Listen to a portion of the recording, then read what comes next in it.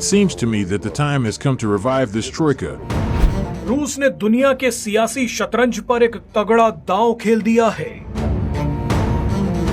रूस ने एक ऐसे गठबंधन को जिंदा करने की कोशिश की है जो दुनिया की सूरत बदल सकता है, लेकिन भारत को रूस के इस प्लान पर थोड़ा सा शक है। रूस पिछले कई महीनों से भारत और चीन की दोस्ती करवाना चाहता है। इसी कड़ी में अचानक रूस के विदेश मंत्री सरगेई लावरोव ने एक बड़ा ऐलान करते हुए कहा कि भारत, चीन और रूस को मिलकर उस गठबंधन को जिंदा करना होगा जिसे रिक ट्रोइका कहा जाता है। रिक का मतलब है रशिया, इंडिया और चाइना, तो वहीं ट्रोइका का मतलब है 3 देशों का गठबंधन। आपको बता दें कि रिक फोरम की शुरुआत 1990 के दशक के अंत में शुरू हुई थी। रिक फोरम में रूस, भारत और चीन व्यापार, फॉरेन पॉलिसी और एनर्जी से जुड़े क्षेत्रों पर चर्चा करते रहे हैं। इस गठबंधन के तहत रूस, भारत और चीन के बीच 20 बैठकें भी हो चुकी हैं।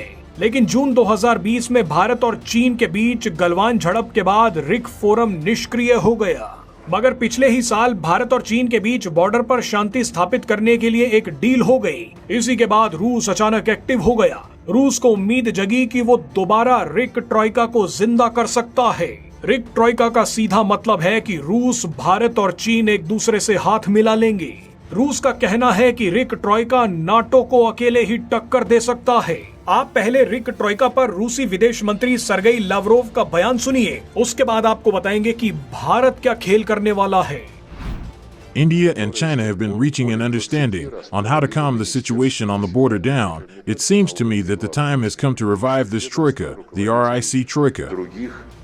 आपने ये बयान सुन लिया। सुनकर लग भी रहा है कि भारत, रूस और चीन हाथ मिला ले तो पूरी दुनिया का नक्शा ही बदल सकते हैं। वैसे ये सच भी है।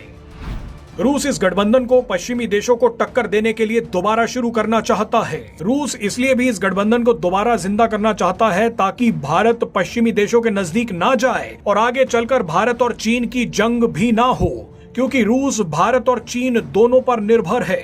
भारत और चीन की वजह से ही रूस अभी तक नाटो देशों से लड़ रहा है। लेकिन अगर भारत और चीन की जंग हो गई तो सबसे बुरी तरह से रूस ही फंसेगा।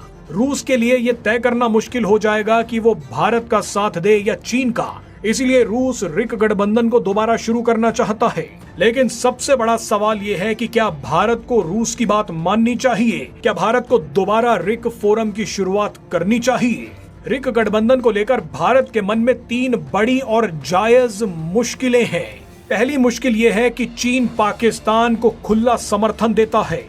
ऑपरेशन सिंदूर के दौरान चीन ने पाकिस्तान को हथियार दिए, सैटेलाइट इंफॉर्मेशन दी और जितनी मदद हो सकती थी उतनी मदद भी की।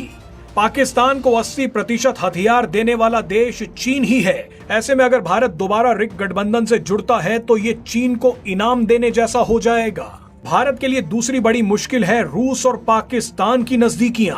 2023 में पाकिस्तान ने भी भारत की नकल करते हुए रूस से तेल खरीदना शुरू कर दिया।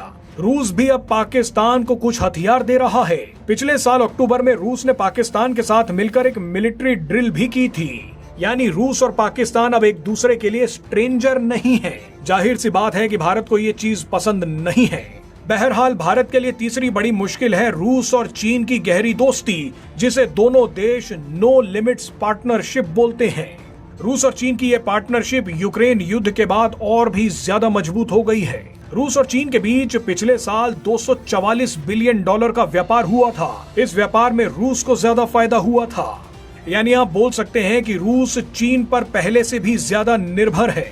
यहीं पर आप अगर रूस और भारत के व्यापार को देखें तो वो रूस और चीन के व्यापार का सिर्फ 1/4 ही है।